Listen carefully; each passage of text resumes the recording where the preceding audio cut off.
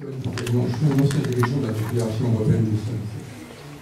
J'avais une question à Madame Magie-Germain, c'est est-ce que vous avez réfléchi à un phénomène que j'avais observé aussi bien à Bruxelles qu'à Genève? C'est ce que j'appelais sous une formule un peu lapidaire. Je disais ici, on est dans les cuisines d'un hôtel international, tout le monde parle plusieurs langues, personne ne sait faire la cuisine. C'est-à-dire qu'on a un problème qui a été d'ailleurs évoqué au début de l'intervention de Mme Lespinay sur le savoir empirique. Et on se retrouve avec des appareils syndicaux ou patronaux au niveau européen ou international qui n'ont jamais connu le système syndical en tant que pratique syndicale. Donc là, je pense que c'est un hiatus irrépressible. Il faut voir si la formation des militants syndicaux de base peut être produite. Ça, c'est ma première question. La deuxième, alors là, j'ai une divergence avec vous.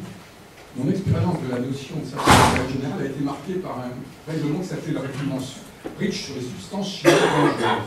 Si on avait gardé l'attitude syndicale pure, était d'être avec le patronat contre ce règlement sur les substances chimiques dangereuses, qui est un règlement extrêmement important pour ceux qui s'y intéressent, notamment parce qu'il remplace la charte de la Croix, il demande de la traçabilité, etc.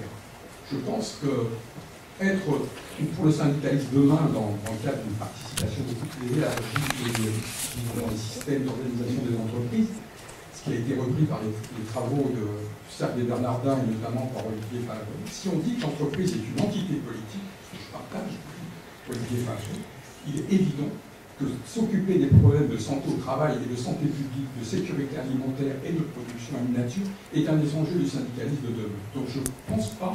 Au contraire, je pense que c'est par l'intérêt général que le syndicalisme passe sur les mesures. Alors, pour la dernière question, je n'ai pas dû être claire.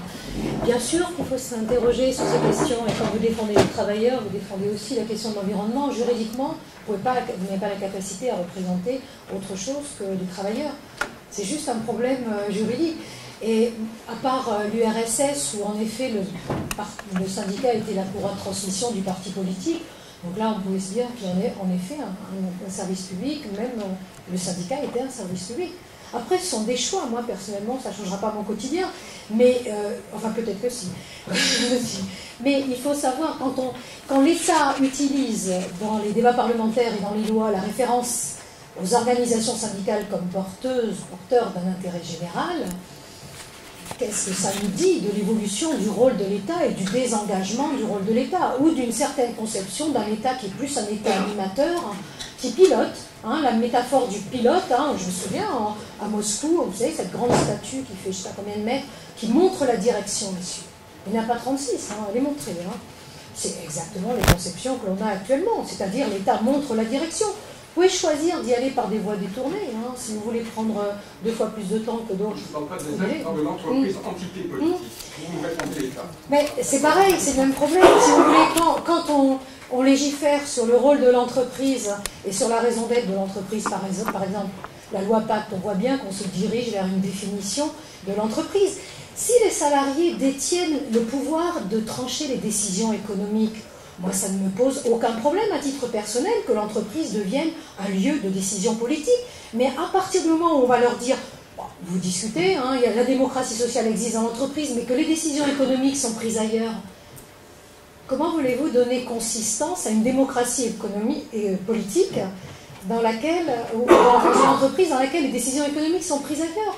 Enfin, on a une succession, on a des discours qui sont quand même très creux aujourd'hui. C'est un vrai problème. La notion de démocratie est une notion fondatrice de notre civilisation. On ne doit pas pouvoir l'utiliser comme ça en disant la démocratie sociale en entreprise aujourd'hui elle existe, et puis ensuite licencier les gens en disant oui, vous avez donné votre avis, vous avez été consulté, les organismes ont été consultés. Enfin, il y a quelque chose, la parole est vidée de son sens, c'est ça. Et quand on voit dans les programmes, la notion de programme politique qui devient une feuille de route, c'est-à-dire que tout est... Moi j'aime beaucoup Castoriadis, grand philosophe, je vous invite, La montée de l'insignifiance, où il explique très bien, peut-être on peut résumer, tout est dans tout, et il n'y a rien au bout du compte, tout est dans tout. Et c'est exactement ce que l'on vit. 97, quand il écrit cet article dans Le Monde, après il y a eu des livres sur la montée de l'insignifiance, c'est exactement ça, la montée de l'insignifiance. tout est dans tout. Alors pour la première question, c'était sur les formations. J'aurais dû prendre des notes, évidemment. Dis-moi, Laetitia, tu en as pris. Les militants de base, en fait, c'est le savoir empirique. Oui, le savoir empirique, tout à fait, la déconnexion. Mais ce qu'on va retrouver, cette faille que vous mettez tout à fait justement en avant, on va la retrouver au travers de la référence, par exemple, aux bonnes pratiques. C'est-à-dire cette espèce de création complètement de l'esprit, complètement folle, démentielle, que ce qui marche dans un pays serait transposable dans un autre, en faisant fi d'une histoire, d'une géographie, d'une culture. Et donc les bonnes pratiques, c'est une référence à un concept, si on peut l'appeler comme ça, qui nous permettrait de nous raccrocher à une réalité. Ce qui marche là-bas, ça marche chez nous. Non, non, c'est une vue d'esprit, c'est une simplification, comme on en a aussi aujourd'hui beaucoup, d'une situation qui est extrêmement complexe. Il faut faire avec la diversité aujourd'hui. Bon, j'arrête le sujet.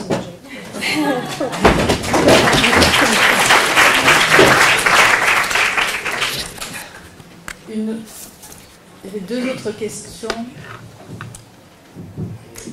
Oui, mon propos et une question, c'est vrai que c'est une directrice et son exposé tout à fait stimulant. Alors, d'abord, il se trouve que vu mon âge, j'ai connu Marcel Lamy. Et donc, en plus, j'ai travaillé avec lui et j'ai confessé à l'Institut du travail de Strasbourg et de Sceaux, etc. Alors, ce que je peux vous dire, c'est qu'à l'époque, il faut rappeler, parce que derrière les Trente Glorieuses, il y a tellement de baratin qui est fait, qu'à l'époque, il y avait des organismes qui étaient gérés démocratiquement. La sécurité sociale, ne serait-ce que ça. L'UNEDIC, le régime d'assurance chômage, les régimes de retraite complémentaires. Qu'est-ce qui s'est passé? C'est que l'université, en dépit de la volonté de démocratisation de l'enseignement, qui était un bon slogan, surtout ici, il y a en réalité, l'éducation a eu du mal à faire ça. Les quantités sont arrivées, et donc en réalité, il a fallu quand même former des gens, des militants essentiellement, qui acceptaient non pas d'être fonctionnaires, non pas d'être ceci, mais qui travaillaient tout simplement dans des caisses de sécurité sociale, dans des caisses d'assurance, dans des caisses de régime. Et il fallait qu'ils soient compétents, parce que les sommes qui étaient en jeu, je me permets de le dire, tout d'un coup devenaient des sommes colossales. Et donc, il fallait qu'il y ait une expertise de cette élite ouvrière, si je veux dire, parce que c'était quand même par là que passaient beaucoup de gens qui avaient pu dépasser, je dirais, militants quand ils étaient jeunes, qui continuaient, qui étaient quelquefois barrés. Je rappelle qu'il y a eu des procédures sur ce sujet, et donc, évidemment, il y avait cette nécessité. Alors, quand je vous dis, moi, ce que j'observe actuellement, c'est qu'il y a de moins en moins de débouchés. Autrement dit, on technocratise un certain nombre d'emplois dans les organismes sociaux. Et donc, effectivement, je comprends votre discours général. Mais il ne faut quand même pas oublier qu'il y a quand même encore un bon nombre d'organismes, y compris les organisations patronales et ouvrières, qui sont des machineries. Et enfin, je dois rappeler que, par exemple, c'est par la voie syndicale qu'a été créée la FNAC, que le chèque emploi-service actuellement fonctionne sur la base de création de SCOP ou d'épargne coopérative, et que donc, et la mutualité a besoin de choses. Donc il faut voir dans votre propos, ce que je voudrais voir, c'est comment vous intégrez d'abord le corps professoral.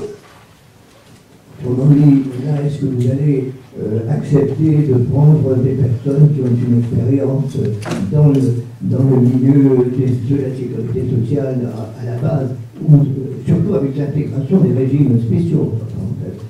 Et puis, est-ce que, alors, donc, recrutement, comment vous allez faire, et recrutement des étudiants.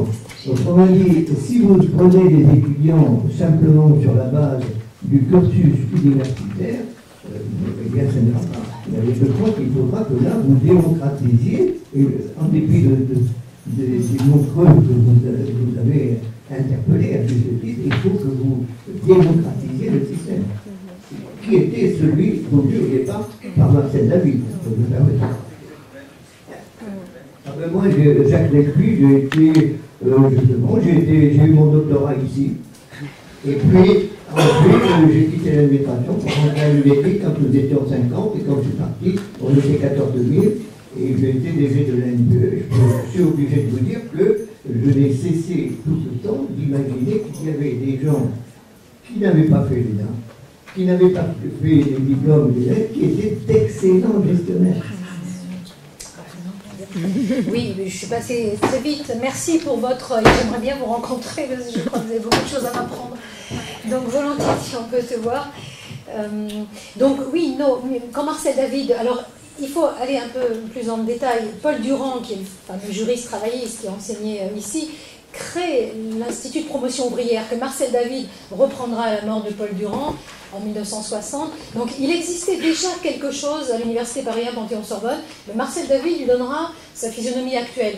Et au départ, on avait des sessions de 3 fois 10 jours, je crois, de manière à obtenir une certification, une qualification, je ne parle pas de certification. Et ce qui s'est perdu au fil des années, c'est ce débouché de certifiant, qualifiant, c'est-à-dire que nos militants, alors qui sont choisis par l'organisation, choisis entre guillemets, ou nommés, je ne sais pas comment on dit, présentés par l'organisation syndicale, c'est-à-dire que nous n'avons pas, et fort heureusement, nous ne savons pas quelle est l'origine, si les personnes ont des diplômes ou pas, on n'en sait rien.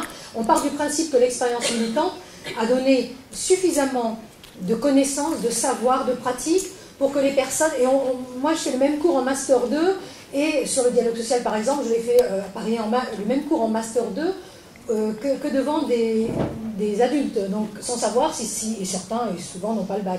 Donc on part du principe que l'expérience militante leur a donné cette capacité. Ce qui manque aujourd'hui, c'est le lien avec la qualification. Quand ils le souhaitent.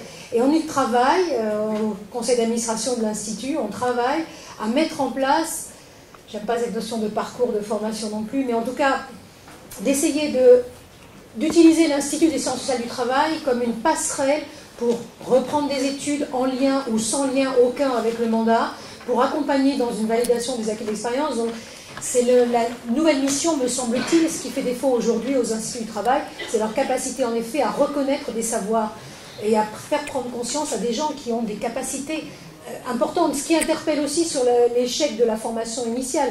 Nos collègues des instituts le voient comme moi, on a des stagiaires brillants qui n'ont aucun diplôme, brillants, et on ne peut pas s'empêcher de se dire, mais qu'a fait à ce moment-là la formation initiale? Qu'est-ce qui s'est passé? Donc il faut aussi donner confiance à ces gens-là et leur montrer qu'ils sont capables de suivre des formations de niveau universitaire. L'intelligence et les savoirs sont des choses différentes aussi. Des questions peut-être sur le centre de formation de Turin? Non.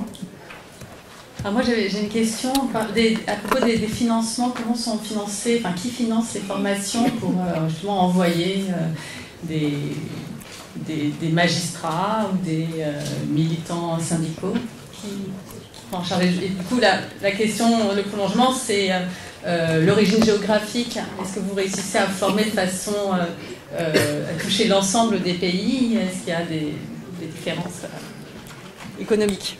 Merci beaucoup. Donc, en ce qui concerne le financement des formations, normalement, les formations qu'on appelle ouvertes, donc qui sont disponibles sur le calendrier du centre chaque année, prévoient des coûts qui peuvent être couverts soit par les participants, soit par leurs institutions, soit par des bourses. Donc on offre des bourses qui sont mises à disposition sur la base des fonds qui viennent du budget du centre. Le budget du centre qui est financé par une contribution volontaire du gouvernement italien, parce que le centre a été créé grâce à un accord entre le BIT et le gouvernement italien, et après les contributions qui sont volontaires d'autres pays, soit d'autres bailleurs de fonds. Et des fois, comme j'ai dit, on organise plutôt des activités sur mesure, et donc normalement ces activités sur mesure sont financées soit par des bailleurs de fonds, soit par des fonds qui viennent du siège, soit des fonds qui viennent du terrain. En termes de couverture géographique, il faut dire que les bourses sont normalement disponible pour des participants qui viennent des pays qui sont, je dirais, présélectionnés dans le cadre de la coopération internationale. Donc, des fois, il faut tenir compte de ça. Mais en général, toutes les formations qui sont organisées par le programme des activités pour les travailleurs, donc pour ACTRAF, sont des formations gratuites. Donc, il y a un financement qui est fait avant. Et comme j'ai dit par exemple, récemment, le centre a réalisé plusieurs académies qui ont été organisées aussi en collaboration avec la Confédération européenne, qui ont ciblé les jeunes syndicalistes européennes avec ce système de participation gratuite. D'autres questions, d'autres demandes? Bon, alors s'il n'y a plus d'envie particulière sur les questions de formation, peut-être que ça viendra plus tard, je vous propose qu'on s'arrête là pour cette matinée. On se retrouve à 14h pour l'ensemble du public, et puis les intervenants et les personnes qui ont le badge voilà, restent déjeuner à l'appartement des Canals. Je vous remercie et à tout à l'heure. Merci aux deux intervenants.